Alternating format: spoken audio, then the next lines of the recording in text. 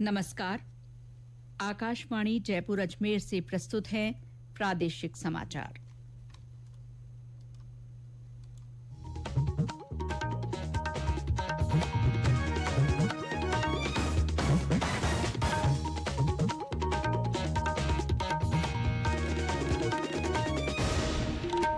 मुख्य समाचार।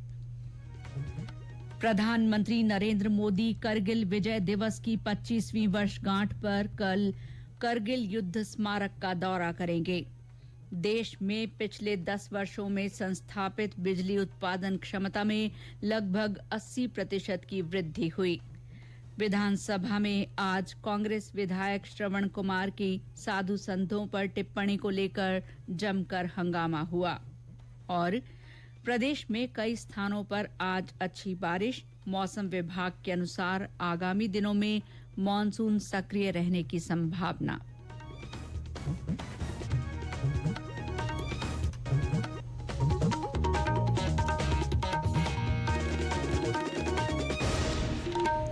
समाचारों के साथ मैं शीला चावला और अब समाचार विस्तार से। प्रधानमंत्री नरेंद्र मोदी 25वें करगिल दिवस के अवसर पर कल करगिल युद्ध स्मारक का दौरा करेंगे। श्री मोदी सर्वोच्च बलिदान देने वाले शहीदों को श्रद्धांजलि अर्पित करेंगे। प्रधानमंत्री शिनकुल्ला सुरंग परियोजना के निर्माण कार्य की वर्चुअली शुरुआत करेंगे।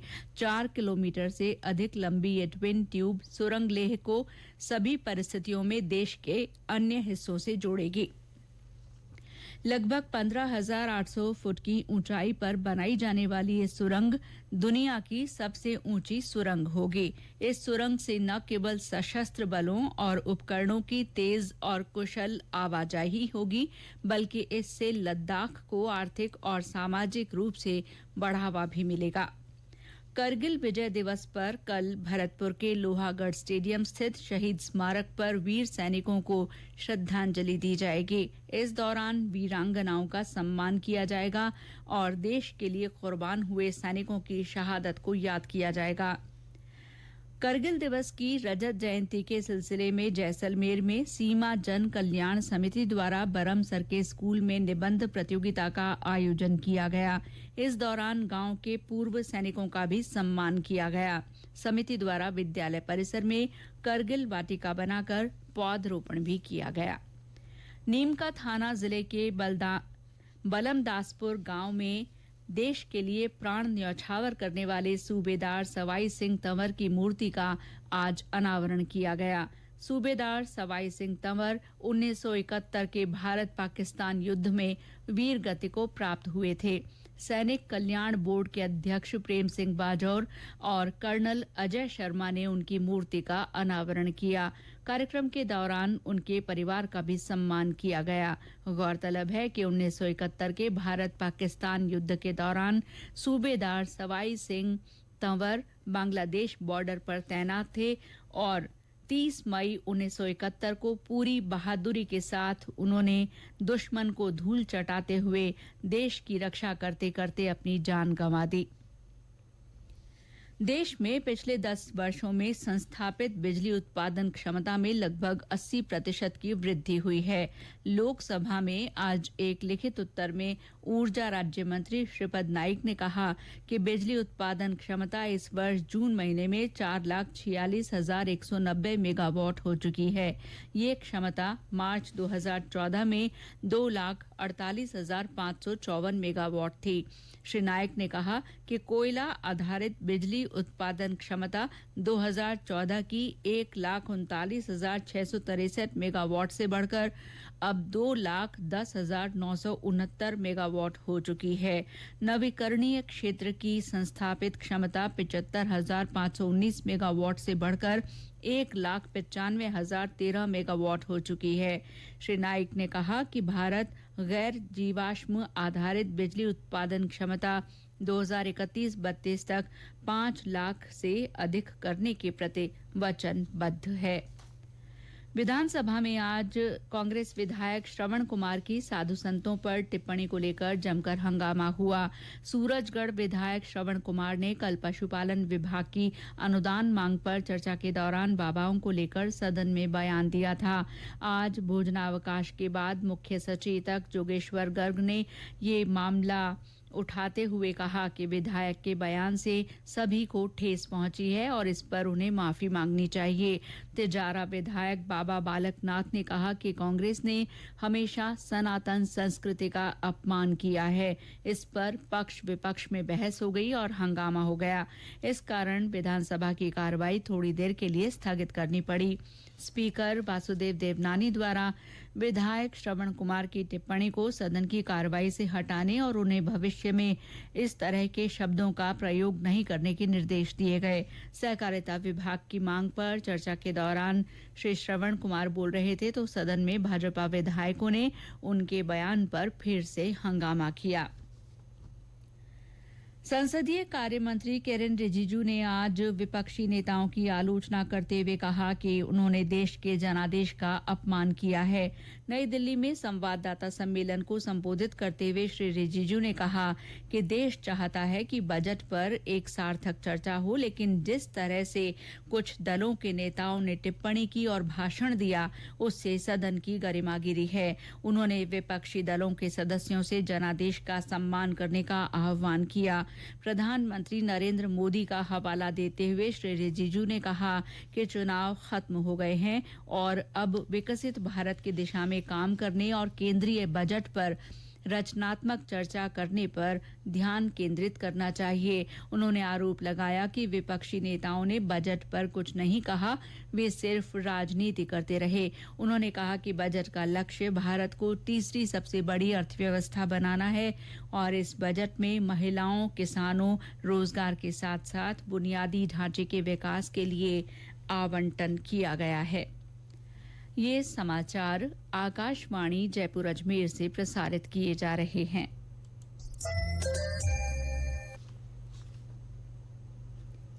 प्रदेश में कई स्थानों पर आज भी अच्छी बारिश हुई है। झालावाड़ में दोपहर 12 बजे से शाम तक रुक रुक कर बारिश का दौर जारी रहा। दोपहर बाद जयपुर में भी हल्की बरसात हुई। कोटा शहर में आज करीब 2 घंटे मूसलाधार बारिश हुई, जिससे नालों में उफान आ गया, साथ ही निचली बस्तियों में पानी भर गया। बूंदी जिले में भी आज खूब अच्छी बरसात हुई। जिले के नैनवा में 119 मिलीमीटर पानी बरसा।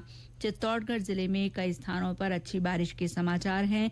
शहर में 1 घंटे जमकर पानी बरसा। पाली में सुबह से आसमान में बादल छाए रहे। प्रदेश के कई अन्य जिलों में हल्की से मध्यम बारिश होने के समाचार मिले हैं।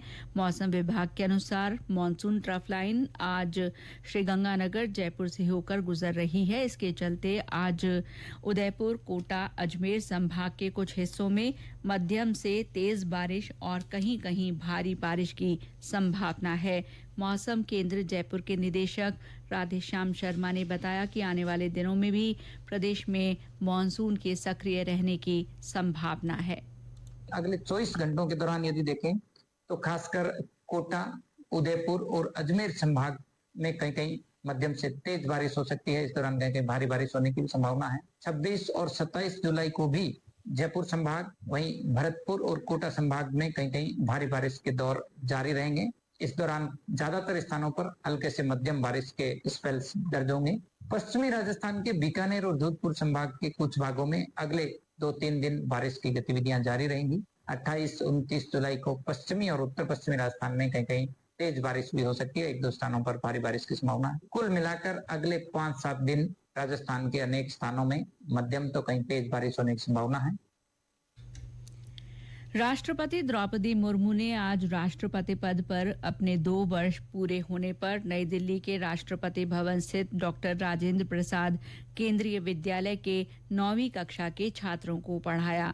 छात्रों के साथ बातचीत के दौरान उन्होंने आधुनिक दौर की विभिन्न समस्याओं के बारे में चर्चा की। जलवायु परिवर्तन और ग्लोबल वार्मिंग से उत्पन्न गंभीर चुनौतियों पर जोर देते हुए राष्ट्रपति ने छात्रों से पर्यावरण की रक्षा के लिए 3R नियम का पालन करने, रिड्यूस, रीयूज और रिसाइकिल करने को कहा। राष्ट्रपति ने छात्रों से लोगों को इन समस्याओं के बारे में आगाह करने और इस दुनिया को एक बेहतर जगह बनाने में योगदान देने के लिए भी कहा। जयपुर के जगत गुरु रामानंदाचार्य राजस्थान संस्कृत विश्वविद्यालय का 6ठा दीक्षांत समारोह शनिवार को आयोजित किया जाएगा।